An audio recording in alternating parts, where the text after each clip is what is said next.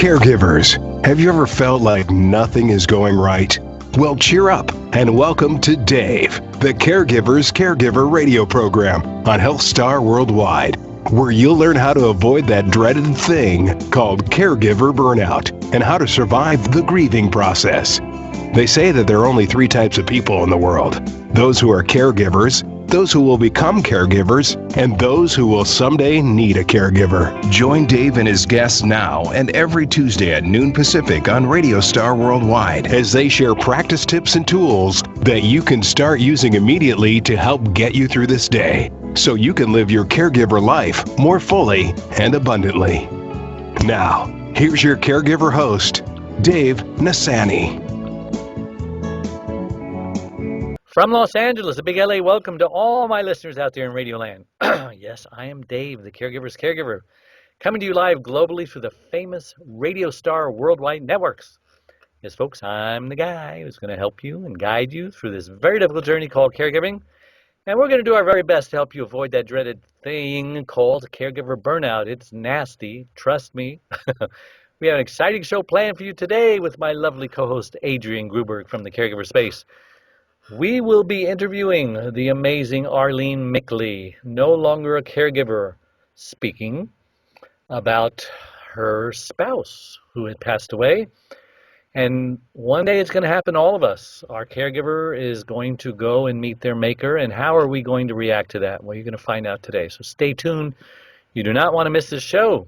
If you're new to the show, and we get many new listeners every week, especially since we've gone video, I am your host, Dave Nassaney, and this show is to caregivers of every single kind.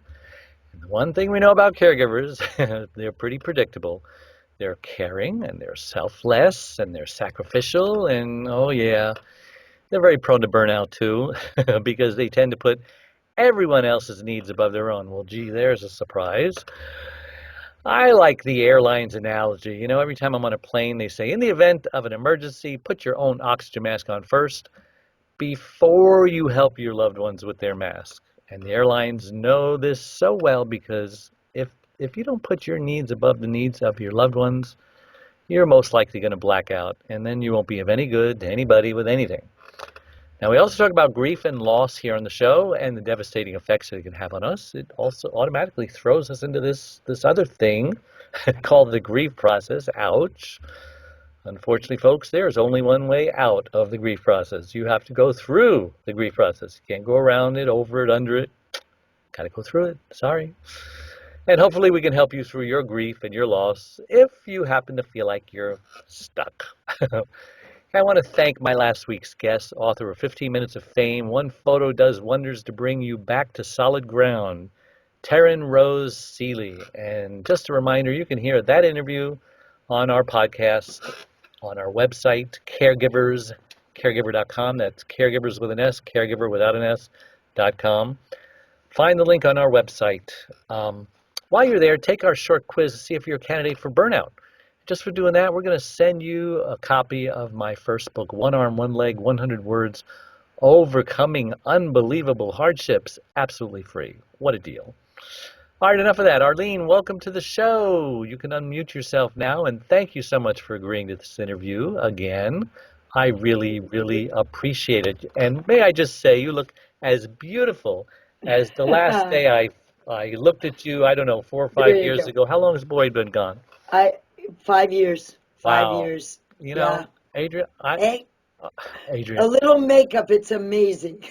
Arlene, I'm just getting older and older and older, and I just don't remember living this long. I never thought I'd live this long. Anything over 30, was old as far as I was concerned. Right. Now I wish I was 30 again. Nah, once through is good. So why don't you take a minute or two, introduce yourself, and tell us who is Arlene Mickley and what is she doing on my show? All righty.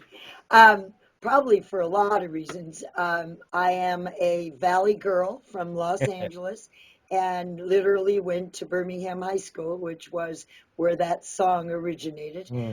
Educated at UCLA, became a teacher, did teacher training out of UCLA later on, and about 40 some years ago started my own educational publishing and consulting company. And as you know, I'm still doing it, and I'm thinking about retiring someday. I just haven't gotten there yet. So between that and being grandma, and unfortunately my grandchildren are all grown, and the children are all grown. So I'm getting some more spare time, and here I am with you on your show. I appreciate that you even invited me. Um, as your audience will find out, this is getting recorded after the show, so it was really fun. I think everyone will enjoy it, and Well, see, here we go. you let our secret out of the bag. Oh, You didn't have the latest version of Skype, and so unfortunately, most of your interview is without video. So we wanted to be fair to her, and we didn't want our audience to miss how beautiful she is. So we're retaping just the first half, the introduction, and then we're going to lose her video. So well, I appreciate it. It was a wonderful experience. I think people who listen to the show will get a lot out of it, and I did participating in it. I thank you. well, thank you. And we just want to say that you are an entrepreneur and you have your own business, and that's frankly probably what kept you from burning out quicker or more severe because, people, businessmen like myself and like you and like Adrian, we're busy doing things, and so it's a lot easier for us to take care of ourselves and adjust to that new normal because that's what business people do. They just, constantly putting out fires and stuff like that. So kudos to you for hanging in there, Thank you. and like I mentioned later in the show, you would win the Perfect Caregiver of the Award. Uh, Yay, get an award. you get the Triple Crown. Triple crown, I you should got it. I should probably tell everybody that I met Arlene and her husband Boyd at a stroke support group, and it was actually a group for caregivers.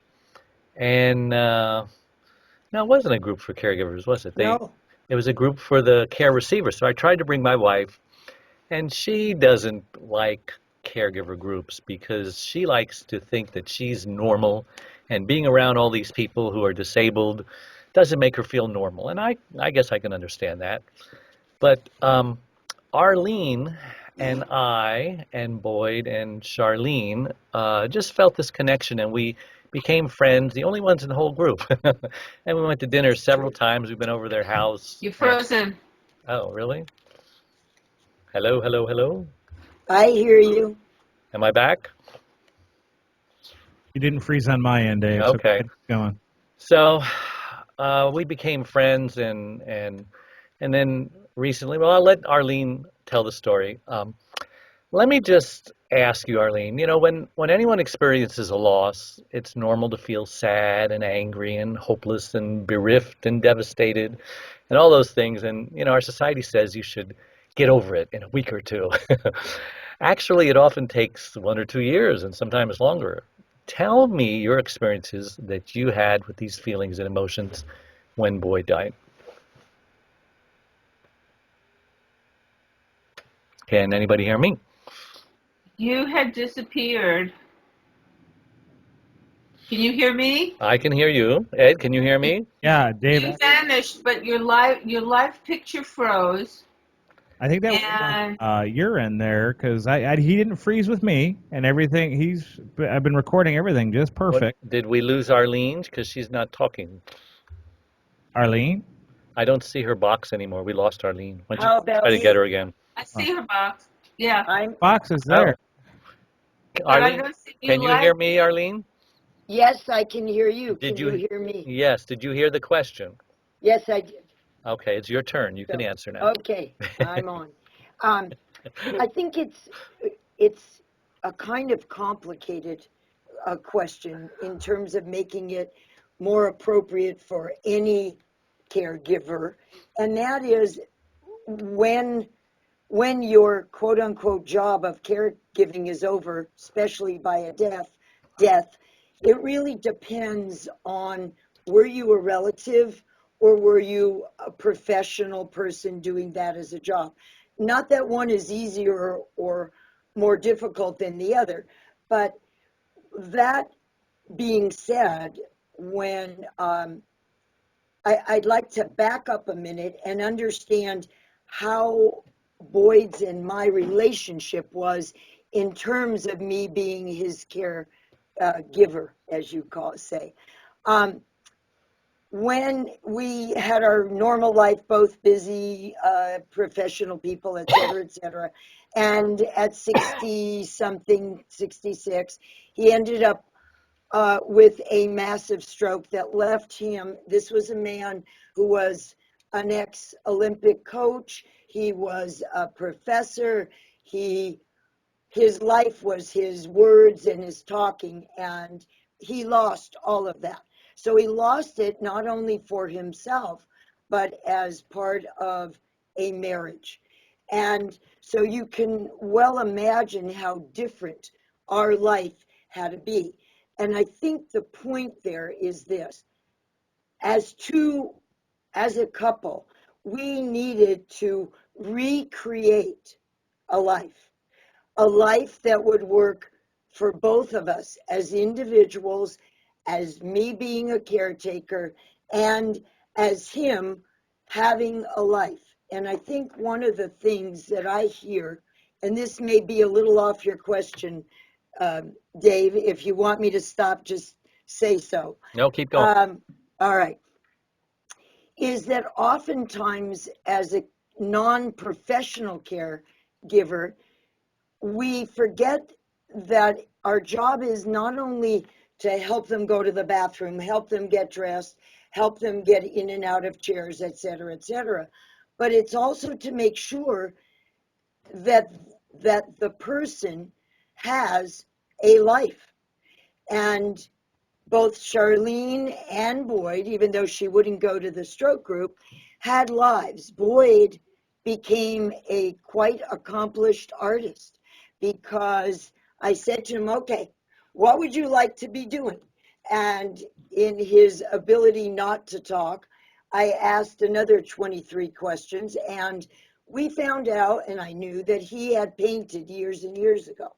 So he was signed up. He went to stroke group at least once a week. He went and had an art teacher 3 times a week.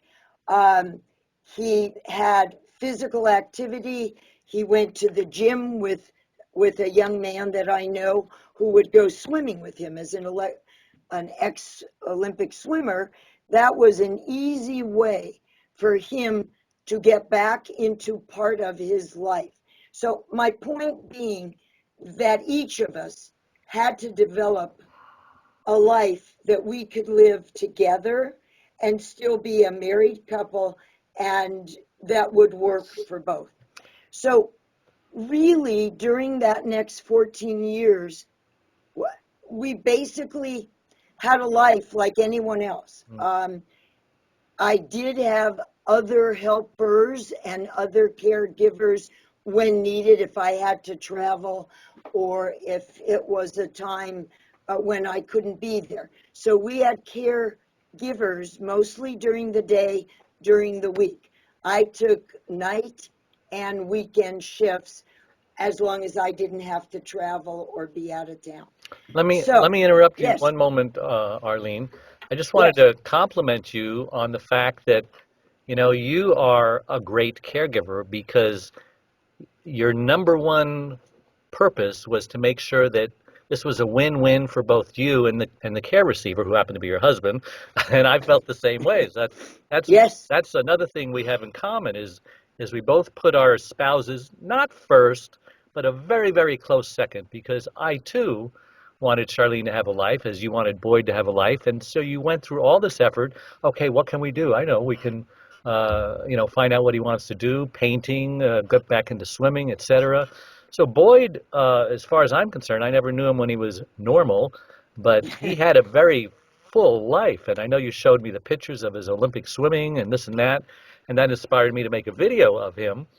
And one day we're going to put that on our YouTube channel so that everybody can see that. That'd be great.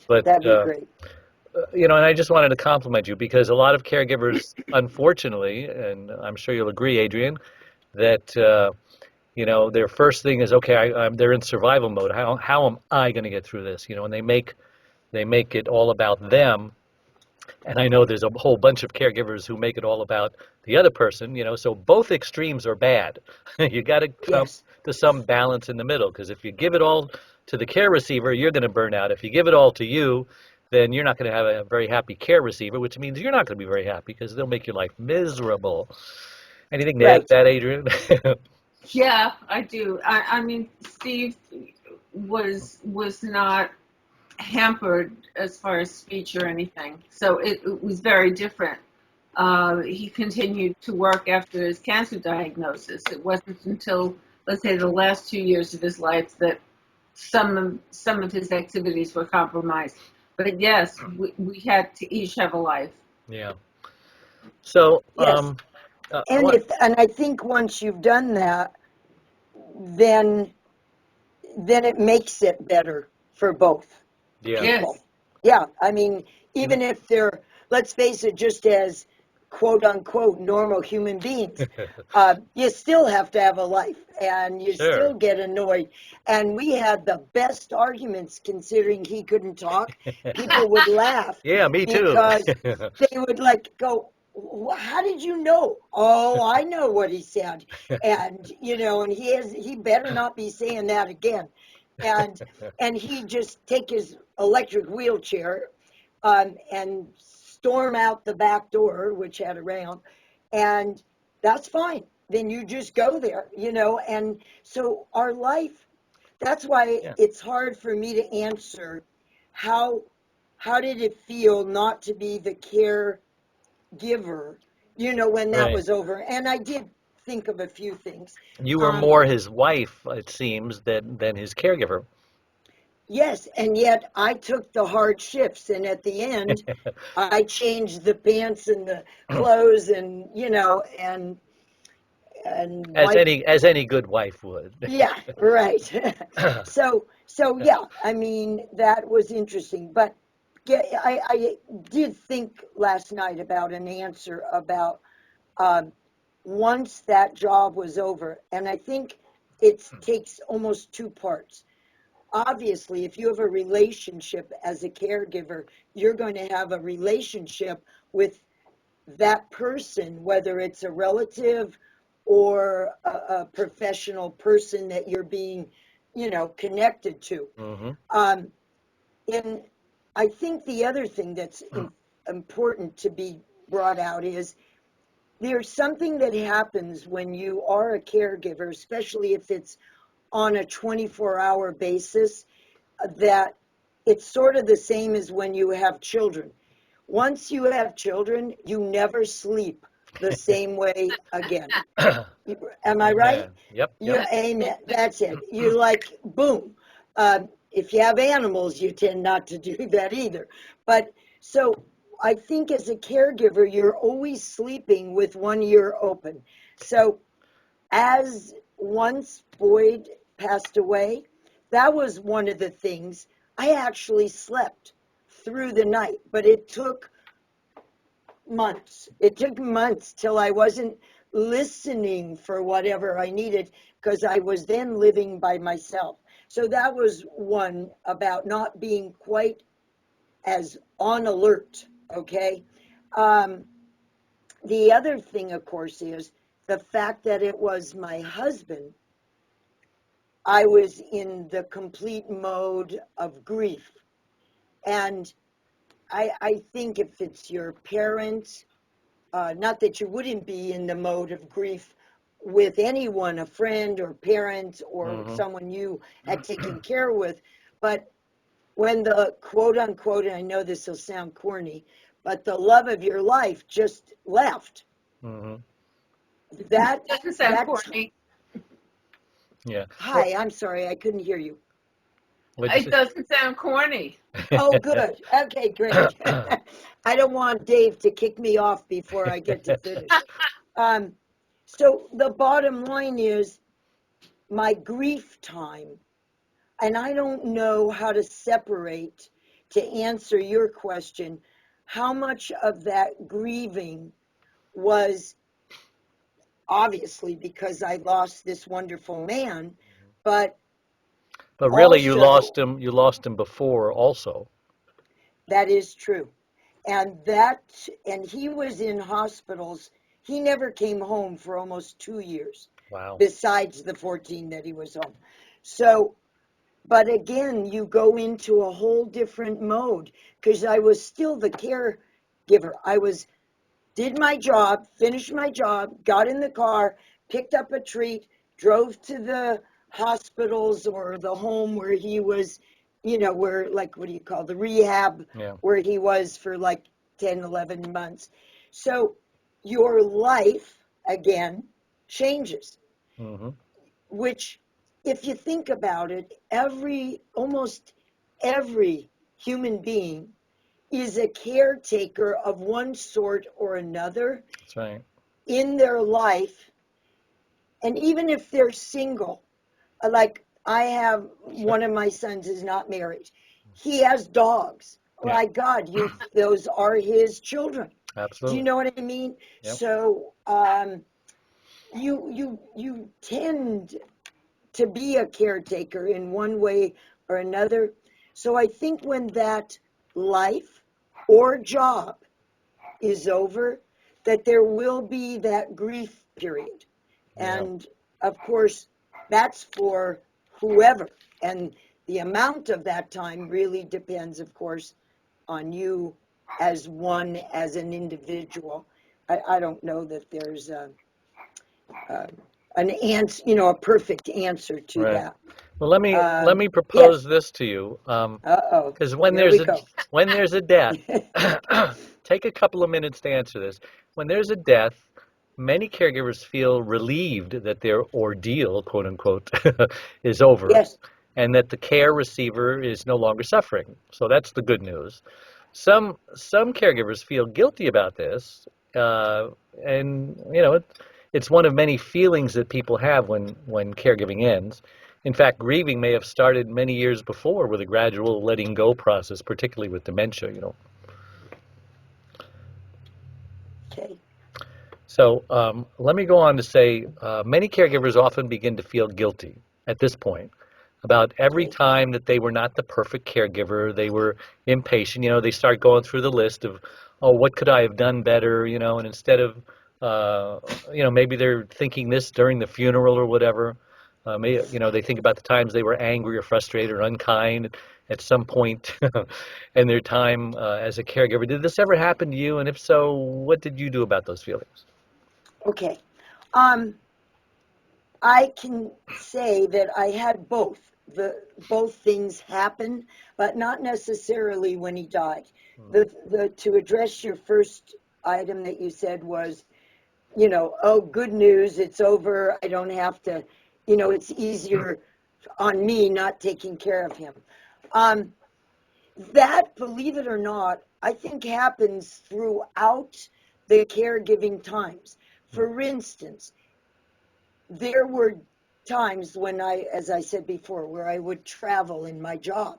So I was away, and I actually got to sleep in the hotel, with all my own pillows. I didn't have to help anybody. All I had to do was get myself up and going and take care of my job, quote unquote. So at that time, and then I would call in, as we had always done, because both of us always traveled. We always called in at night and said good night and blah, blah, blah. So was I happy that I wasn't doing that job during those moments? Absolutely.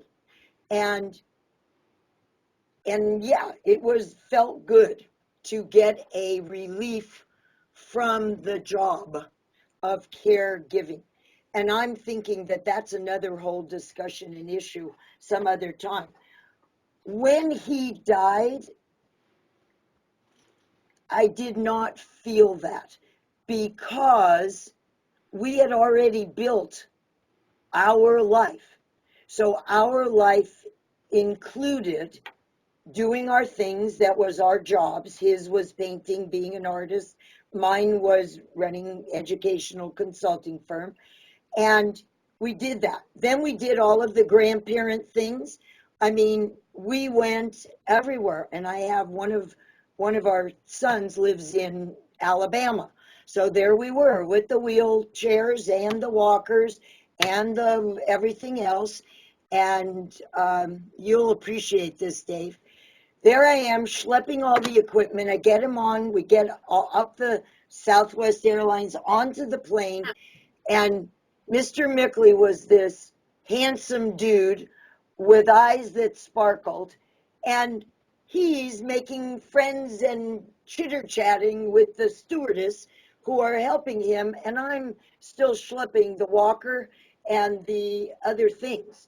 So, like, that life just was our life. And so we did everything. We weren't limited. So when he died, I never even thought of that. I wasn't doing that job anymore. I was just plain pissed that he died. Yeah. You know, and that my life of being with him was over. So Well, I'm on that sure. note, I'm sorry to keep interrupting, but No, that's time good. schedule here. We're going to take a short break, so don't go away. We'll be back in a couple of minutes. Bye-bye. Great. Being a caregiver takes a special person with passion and compassion. But even you can become a little burned out from time to time. The Caregivers Caregiver radio show was developed to help you overcome obstacles, adversity, and burnout, as well as just having a place to rest, relax, and recharge your batteries. We've all been there, and you're not alone. Now, you can take the Caregivers Caregiver with you. Get the top 25 radio shows in convenient form that plugs right into your USB car stereo or computer. Learn the techniques, tips, and encouragement we all need to better handle the day-to-day challenges. For around $1 per show, just $29.77. Get the credit card-sized USB card to have with you anytime you need a caregiver's pick-me-up. Just go to DaveTheCaregiversCaregiver.com and order yours today. Go to DaveTheCaregiversCaregiver.com now. Consider it an investment in you, and ultimately, an investment in them.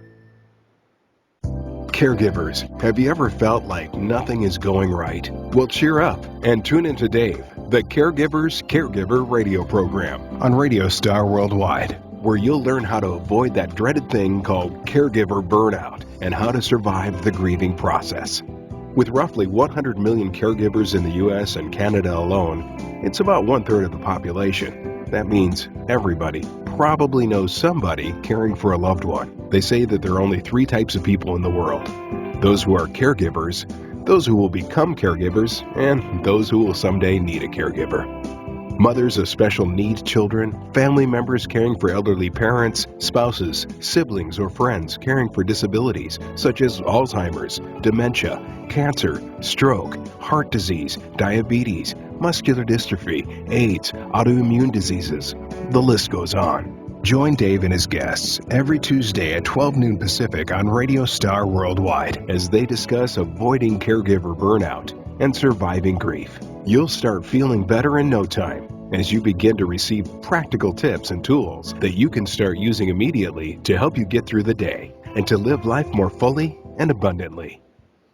And we're back with Adrian Gruberg and Arlene Mickley. And Arlene, I just want to say that you are, if there was such a thing as a perfect caregiver, you would win the award. Because you... Oh, God, I'm going to get a prize. I love it. I've been waiting. Microphone, just a moment. I hear you. God, I hate when I do things like that. And the reason I say this is because you and I have been doing this long enough that we learned the hard way what we're supposed to do. We've got our lives, our caregiving lives, at least you did before, Right. Boyd died. And so when I'm asking these questions that you may say, well, gee, I didn't do that. Well, gee, I didn't feel that. Well, a lot of people do. So you're like the model that I'm putting up before them. Here's what you're supposed to do. So, for example, my next question, often one of the first feelings caregivers have at this time is exhaustion. Is this the time to catch up on your sleep or renew your energy, or is it okay sometimes to just stay in bed for a day and cry, or just pull the covers up over your head, or watch TV, or just enjoy the quiet of not doing? Yes, and yes. But I did forget one thing that I didn't put in our conversation Mm-hmm. in this last half hour or so. I had, and she is still alive. She's not practicing. I had a psychologist who I went to. I had known her for years and had gone occasionally before. And she was, and I think is, having a psychologist or a professional person that you can go to yourself in order to understand what's going on as becoming this caregiver or not becoming a caregiver anymore. I say that that's probably one of the most important things that people should have in their life. And maybe it could be a clergyman, it could be, I personally, like I said, I have two psychologists, doctorates in my family. So, like, I don't get away with it, but it is a very important part. And I wasn't thinking of that when we were talking, but I think you have to have that. Then you can decide your own self, for your own self. Does it do you well to go to bed for a day? Personally, I get bored out of my mind and I have nothing to do, and then I lay there going, why are you laying in the bed? So I personally am one who will go out to the garden, which then I could get lost for 2 to 3 hours. And I try to do that actually every day.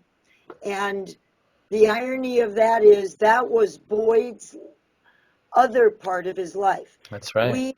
We had, and you remember, I must still have like 100 bonsais, and even in the wheelchair, we had to move things so he could get to them.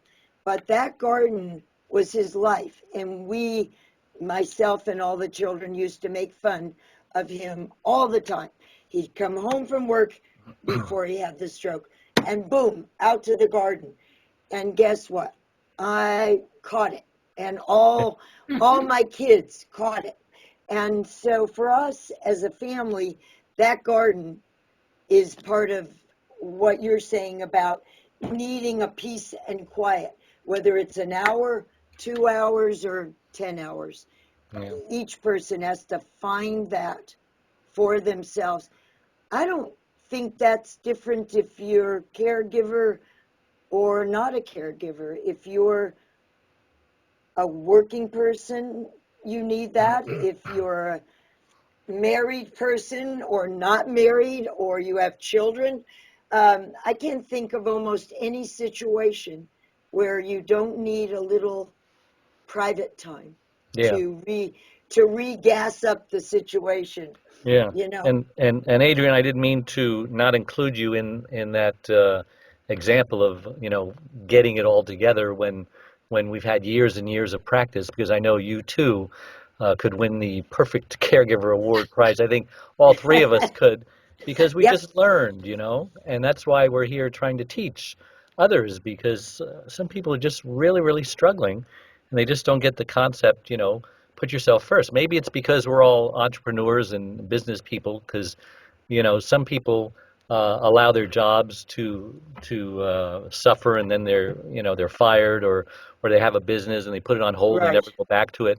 But we're all kind of driven, and so we used our businesses to help us to stay healthy and to maintain that part of our lives. So that's a good thing. Wouldn't you I agree? think, yeah, yes. And in comment back on that, I remember in the very beginning, I tried going to caregiver meetings, like Boyd went to the stroke group, Yeah. and he loved that. That was fabulous. Yeah, And by and the I love way, it too, but I Charlene did, didn't go. you I didn't. So, wouldn't go yeah, with him. yeah, I You know. know, Yeah. I made him be at that, take him and let him be there without quote unquote me there, because then he had to be who he was with what he had, Hmm. and he managed, You weren't, and you weren't his voice. He had to be his own voice. yes, exactly. And I think I remember in the beginning going to groups for me, like to go to caregiver groups where people talked and I don't know, maybe like it's what you said, maybe it's because being a starter type person in your own businesses and your life and the way you were, I found. Well, you'd have to justify the time it takes to be there, and if you're not getting Well, that much out of it, if you can get that's more right. out of just going to work, then so be it. Yeah. The point is And being healthy. I felt that there was a lot of feeling sorry for oneself. Yeah. And not that I'm, like I said, on the other hand, I think everyone in that group could have used a psychologist, of someone who is qualified to help you understand how you are feeling Right. and what you can do about it.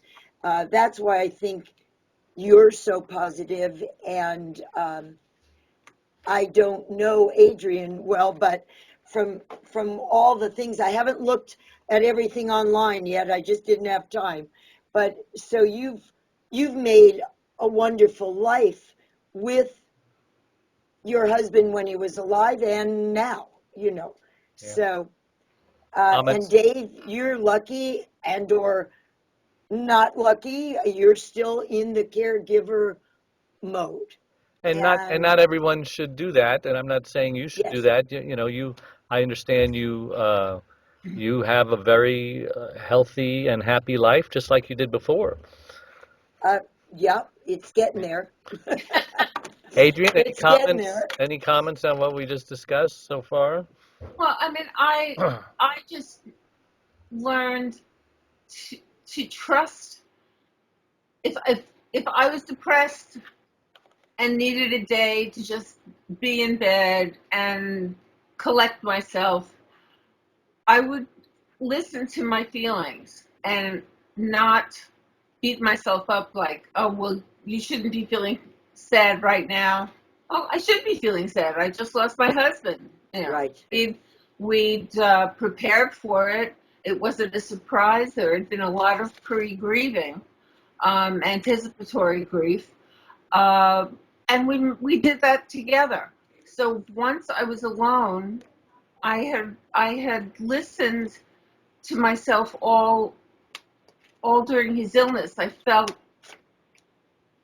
being true to myself, and that was the way that I was able to keep our lives going. And I had to be true to myself afterwards. If I wanted to sleep all day, shortly after he died, I just stayed in bed all day and slept until I was ready to come out of it, it wasn't a long period, but I was kind to myself and I didn't beat myself up for whatever I was feeling. Can't hear you. Oh, I haven't said anything. Dave, are you No, on? I'm agreeing with you. I'm saying, it's so hard for people to not do that. So it's great advice. Yes, Arlene. Yeah, no, I loved your words, Adrian, and it is about being truthful and kind. And if you can't do it on your own, that was my feeling of why I thought it was so important to have a professional person that you could go to say, look, I mean, even when they say, when you are the caregiver, while you're being the caregiver, as well as after the fact. Yeah. Yeah. And I think also the grieving part, if you're still young enough that you want a life and, and have a life, then it's a different thing than learning to grieve that you lost the partner that you had and now they're alive and you need to be a caregiver or care person in a different way than just being a spouse. So Yeah. again, I highly recommend that you go for help if you can't feel or touch your own feelings. And if you have feelings of depression or sadness or whatever, I think there's nothing wrong with finding help for that, whatever that might be for the individual. Yeah. I mean, caregiver. I did have a therapist that I saw during and after Yes. Steve passed, um, and having someone to help me transition was good. I had a place to talk. I had a place to dump my feelings and learn from them. Did it Yes. surprise you what came out of your mouth in those counseling sessions? Not really. That was that. I think I'd been in therapy long enough that I wasn't the least bit surprised. Yeah, again, and I think I learned to do that too way before the stroke. Do you know what I mean? In other words, I already had too many children, too many jobs, too many things. And it was like, I think I'm burned out. And I was maybe 40. And I was like, okay, time. And I think that sometimes when you're strong, outgoing individuals, you tend to not think you need help. And I don't mean help in the way physical help, Right. but you don't tend, you go, I can do this, blah, blah. And I found that it was wonderful. And besides, I adore her, my therapist, as a human being. We have become friends. And so I think everybody owes themselves that part of their life. Find it.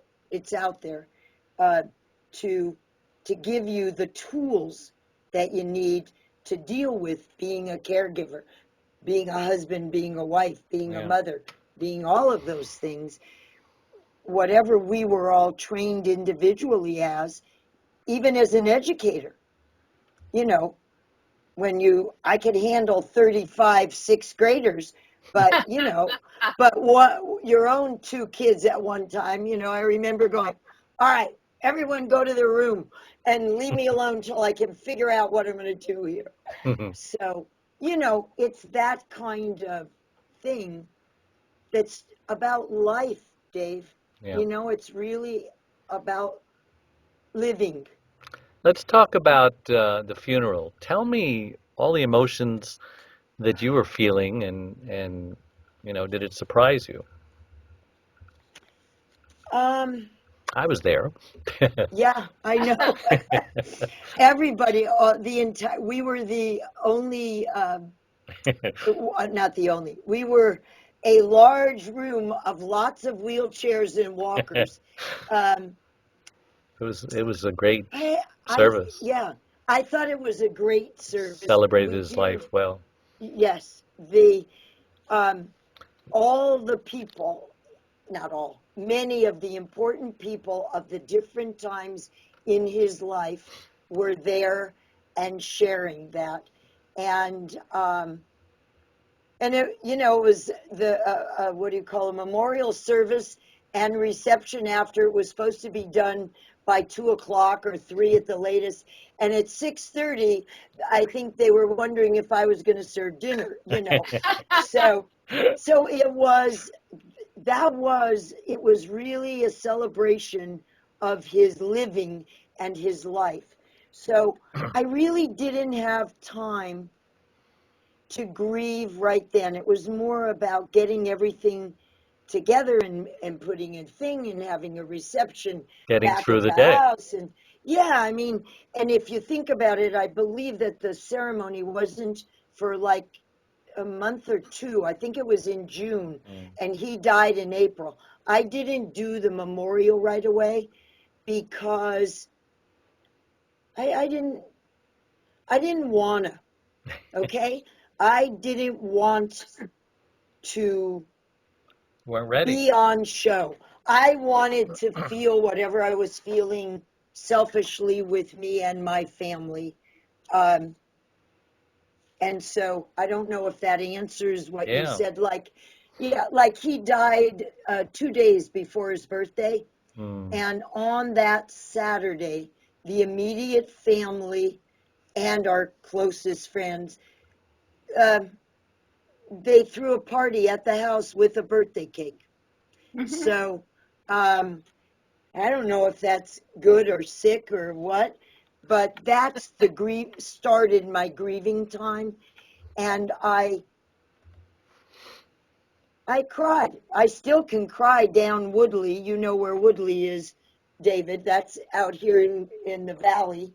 And if a certain song is on the radio and I'm driving down Woodley, that's it. Makeup runs, the whole thing goes to pot. Okay? So, and that's now, and I'm pretty okay. I hope I never lose that. I understand you're dating. Some people might think it's being disloyal to your loved one, those emotions. Yes. Others might say, my loved one would want me to find a new relationship. Did you and Boyd ever discuss this before he died? No, we did not.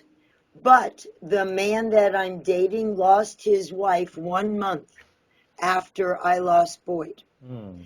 And so the two of us, for 1 year, we both used to go to this restaurant as couples, not knowing each other. The same restaurant for almost 30 plus years. And he said, I think I remember seeing you guys come in with the big old wheelchair. And the irony is that neither of us went to a bereavement group. We sat in one table that's like in a little cove in this restaurant. For 1 year, every Friday night, we would meet and talk. We were not dating.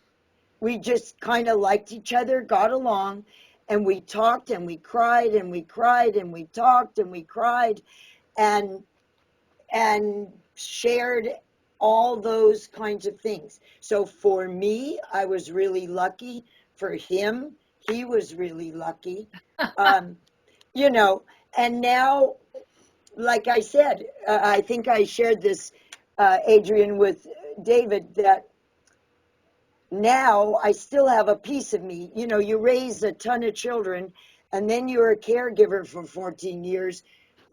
There's pretty hard to shut those kinds of things off. Right. And now my friend says things like, I'm fine. I can walk from here to there. Don't worry about it. I'll be fine. So that is my clue that maybe I'm being just a little too motherly and a little too caregiver-y. So what can I tell you? Maybe that'll never go away. Maybe I will always be a nudge on those things. And so Adrian, I don't know that changes. Adrian, same question. Yes, Steve and I discussed it. He wanted me to have a good life after he died. The thing that made him saddest about passing was leaving me. And he gave me a list of people that I could not date. I love it. That you knew. Specifically. And they were all people that fancied me. So this is like, okay, these eligible people are not off the table, And you would never consider them because he said that, right? Of course. I certainly respected that.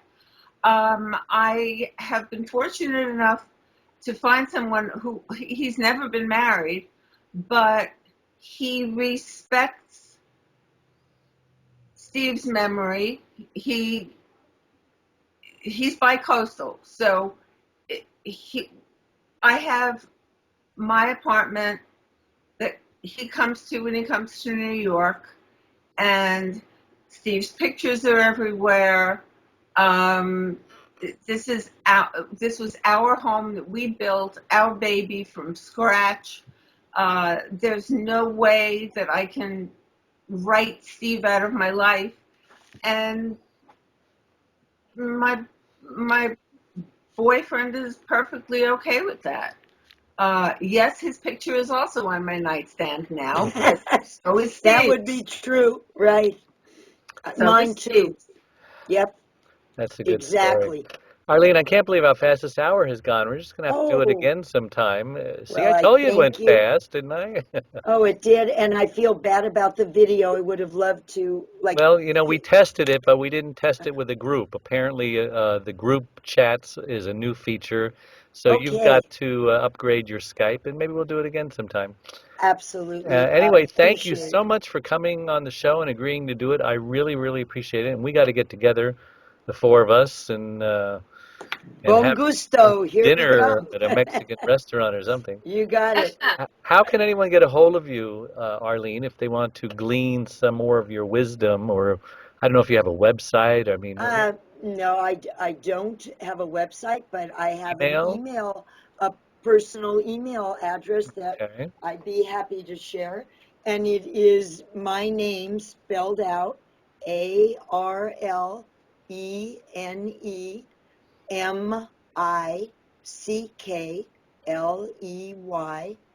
@gmail.com.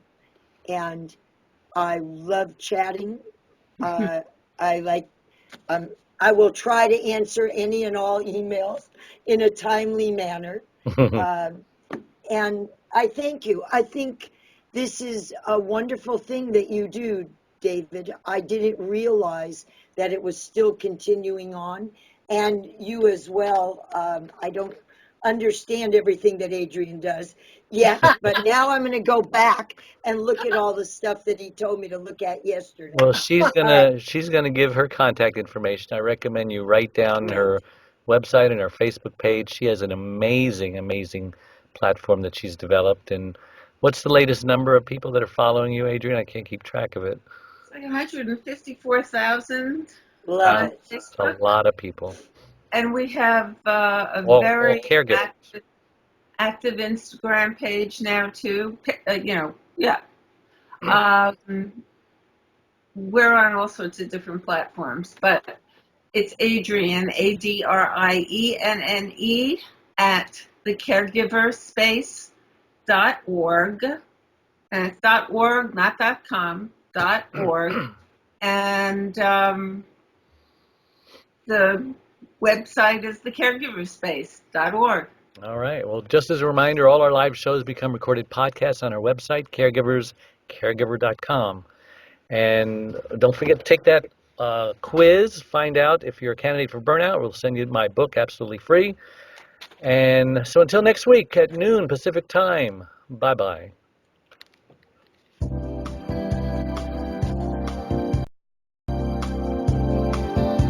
Thank you for listening to the Caregivers Caregiver radio program with Dave Nassaney. Join Dave every Tuesday at 12 noon Pacific. Or catch the program anytime, 24/7, right here on Radio Star Worldwide.